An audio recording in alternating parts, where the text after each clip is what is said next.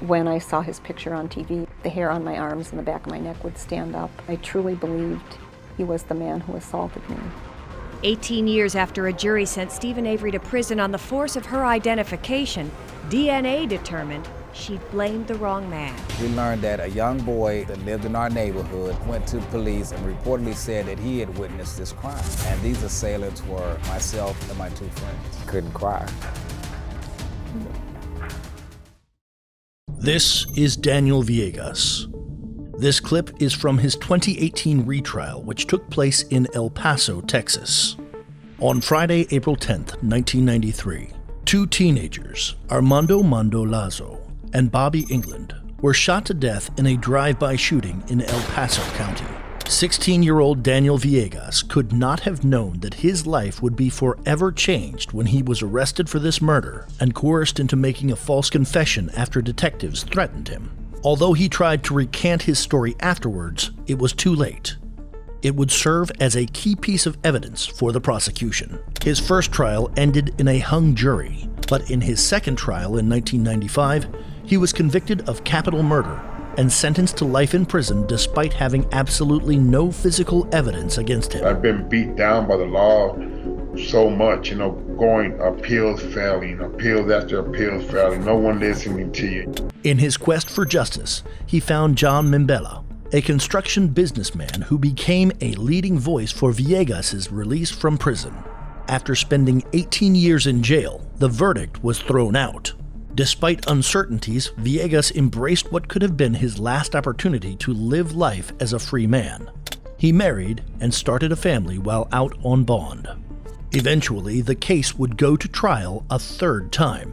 This is the moment when the judge is about to declare Villegas' fate.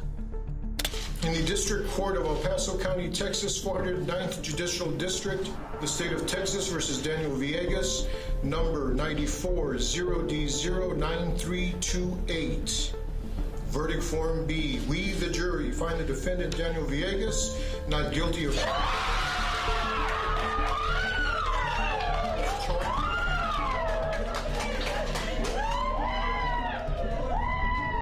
With the cheering from the background, an emotional Villegas burst into tears as the judge announces a not guilty verdict.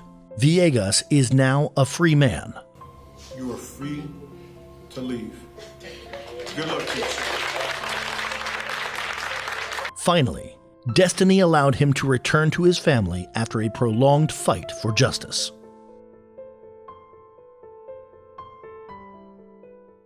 This is Steven Avery. On July 29, 1985, Penny Ann Bernstein was abducted from Minnetonka County, Wisconsin by an unknown man who then forced her into a wooded area and sexually assaulted her. The culprit was deemed to be 22-year-old Steven Avery. Summer afternoon, she was jogging the shoreline in Two Rivers when a man came out of the dunes and grabbed her. He said, we're going to take a little walk up into the sand. When she resisted him, he broke her nose. When she refused his sexual demands, he choked her. When she kicked him, he told her she would die. Avery was arrested after the victim picked him from a photo lineup, despite 16 separate witnesses corroborating his alibi. When I had flashbacks, it was Steven Avery's face I saw in my flashbacks. When I saw his picture on TV. In December 1995, Avery was convicted of the crime and sentenced to 32 years in prison. While behind bars, he continued to maintain his innocence. With the help of the Wisconsin Innocence Project, DNA testing was conducted, which ultimately exonerated Avery from the crime. On September 11, 2003, Avery was released from prison after DNA evidence exonerated him. This is the moment when he stepped outside of prison for the first time in 18 years. It was a walk Steven Avery had dreamed of for 18 years. Finally, freedom. As he takes his first steps outside the state prison in Stanley, he's asked how it felt. It feels free. Simply, it feels free. Unfortunately, his freedom wouldn't last long, as he was again arrested in 2005 and currently serving life in prison for the murder of a photographer, another crime Avery claims he did not commit. According to Avery's account, Police planted evidence against him because he sued the law enforcement agency for wrongful conviction. In 2015, Netflix released the popular docuseries titled Making a Murderer on Steven Avery's life. Avery remains in prison for the murder of Teresa Halbach. This is Clement Aguirrl. On June 17, 2004, 47-year-old Cheryl Williams and her mother, 68-year-old Cara Bareas, were reportedly stabbed to death in their home in Springs, Florida. Samantha Williams, daughter of Cheryl and granddaughter of Carol, pointed towards their neighbor, 24-year-old Clement Aguirrl Joaquin. Although Aguirre denied having any knowledge of the crime at first, police would later find blood evidence and his footprints. He willingly went to the police station and confessed to going to the crime scene, but only after the murder. From the start, Aguirrl Joaquin said he found the women dead, that he tried to help, and that's how their blood got on his clothes and his footprints on the murder scene. Although he has always stuck to his original story, on February 28, 2006, Aguirre was convicted of first-degree murder and burglary and sentenced to death. In the courtroom, he protested, claiming his innocence. I didn't do it. I don't kill nobody. Years later, after Samantha Williams bragged about committing the murder, DNA testing showed the blood from the crime scene did not match Aguirre's blood, but Samantha's. This is the moment where Aguirre barely held back tears while thanking the judge. Thanks to the Innocence Project, after 14 years of incarceration, Aguirre finally got back his freedom. I do know that nobody believed me back then. No one. Besides my mother, nobody believed me. And I thank you for it. From the bottom of my heart. My name is Clement Aguirrl.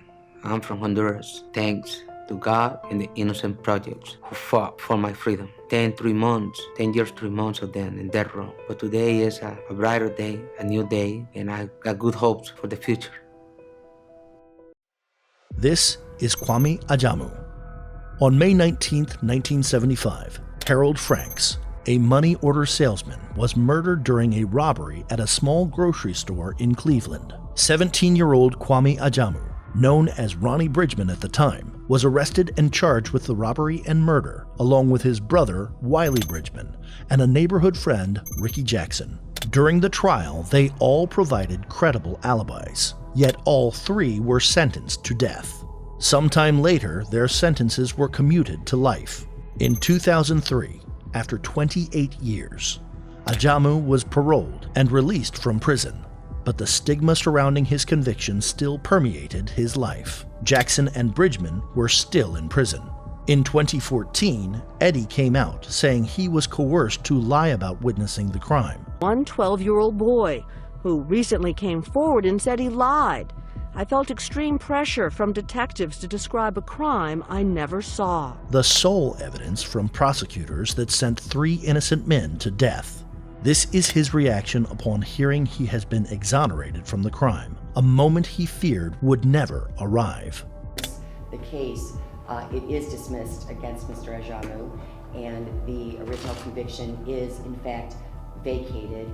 Most people would have shown anger or hatred considering what the system had put them through all these years, but his face represented none of that. Instead, this forgiving man talked about hope and justice. However, he couldn't hold back his tears when the judge gave him a hug congratulating him on his victory, perhaps remembering those years of being looked down upon. I have climbed this battle 40 years. It is my hope that from this day on we can stop ignoring what is obvious in the criminal justice system and move forward to peace and love and harmony. I have no bitter feelings towards anyone.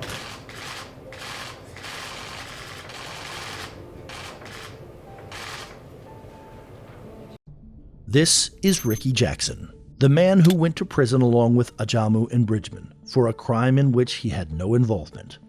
The witness, Eddie Vernon, was a friend with Ricky's younger brother, who falsely testified that Ricky was the one that shot the victim and fled the scene with the Bridgman brothers. While Ajamu got paroled in 2003, Jackson had no such luck because he was considered the actual shooter. He continued to spend his life behind bars until Eddie came forward with the truth. But just like Ajamu, he held no bitterness towards him. but rather praised him for coming forward. It took a lot of courage to do what he did in that courtroom. This is the defining moment when the judge dropped all charges, granting him freedom after 39 long years. This case will be dismissed. Mr. Jackson, you're going to be free to go. I suggest to you that life is filled with small victories, and this is a big one. He became the longest-serving prison inmate who was later found innocent. Despite losing most of his adult years, this graceful man expressed no fury despite the emotional roller coaster he was put through. Extraordinary. I'm very happy.